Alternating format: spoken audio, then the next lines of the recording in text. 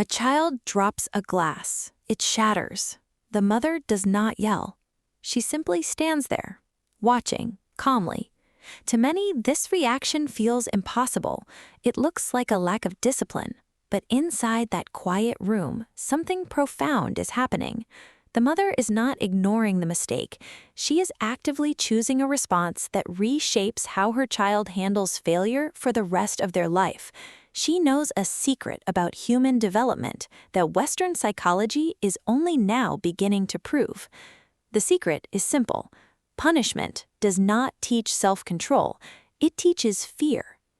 Japan routinely ranks at the very top of global metrics for child emotional resilience and social harmony. In fact, a landmark international study led by Dr. Hiroshi Azuma at Tokyo University of Education tracked families across decades. The researchers found that children raised with calm, non-punitive emotional guidance developed significantly higher levels of self-regulation and fewer behavioral problems by age 12 than those raised with traditional Western compliance-based discipline. Stay with me, because in the next 8 minutes, you are going to understand exactly why traditional punishments fail and how a shift in your daily reactions can raise a child who is deeply calm, self-motivated, and emotionally secure. Now, I know what you might be thinking. If you don't punish them, won't they just grow up entitled, doing whatever they want? The data proves the exact opposite. And out of everything in this video, this is the part that stayed with me the longest. To understand why this works, we have to look at a core concept in Japanese raising practices. It is called Shitsuke. While Westerners often translate this word simply as discipline, its literal meaning is far more beautiful. The word is written with 2 characters, one meaning body and the other meaning beauty. It literally translates to the beautification of the body, or more accurately, cultivating elegant behavior through daily habit. Shitsuke is not about a sudden consequence after a bad behavior. It is an ongoing, invisible guidance. When a child misbehaves in the West, the natural cycle often looks like this. The parent gets angry, they enforce a punishment like a timeout or taking away a toy. The child feels isolated and resentful. But here's what we're actually teaching them in that moment. We're teaching them that power wins and that love is withdrawn when things go wrong. The neurological truth is clear. A brain in a state of fear cannot learn.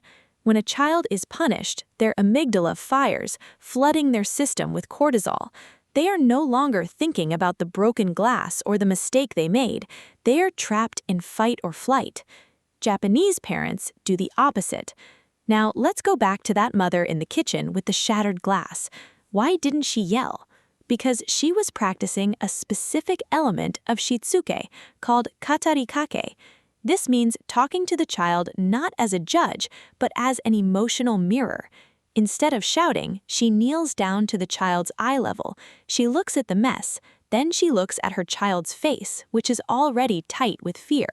She says, "The glass broke. It was an accident. Let's clean it up together so no one gets hurt." Think about that. The opening scene was a mystery of silence. The answer is that the mother prioritized the child's emotional state over the physical mess. She de-escalated the nervous system first, so the brain could actually process the lesson. So the next time your child spills something or throws a toy, try this. Instead of reacting with an immediate consequence, stop, count to 3, step into their space, lower your voice to a whisper, and describe what happened without judgment. Watch what happens. This brings us to the emotional core of this philosophy, a concept known as Amae. Amae is a uniquely Japanese word that describes the deep, unconditional dependence a child feels towards their parent. It is the secure belief that they can show their worst fides, their biggest tantrums, and their deepest failures, and they will still be completely accepted. Western parenting often values independence too early. We push children to self-soothe, to sit alone in their rooms to think about what they did. But neuroscience shows that children do not learn emotional regulation by being left alone. They learn it through co-regulation. They absorb the calm of the parent's nervous system. When a child knows in their bones that love is not conditional on their success, everything changes. A calm brain is a learning brain, and a learning brain is a loved brain. Now, here's where it gets really interesting. How do Japanese children transition from this deep dependence into becoming some of the most independent, respectful citizens in the world? The answer lies in how they view the collective. In Japan, discipline is rarely about personal obedience to an authority figure. It's about empathy for others. A classic study by Dr. David Schwab at the University of Utah compared parenting styles across cultures. He found that while Western parents tend to use commands like, "Stop doing that because I said so," Japanese parents focus on the impact of the action. They say, when you run inside, it makes the floor noisy for the people downstairs. Or when you don't clean up, it makes more work for your teacher.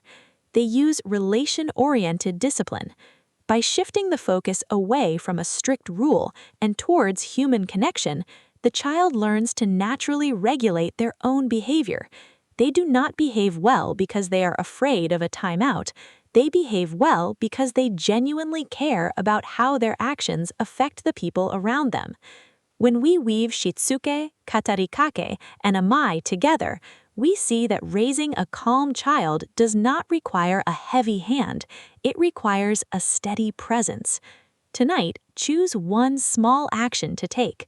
Select one daily friction point you normally handle with a sharp command or a threat of a consequence.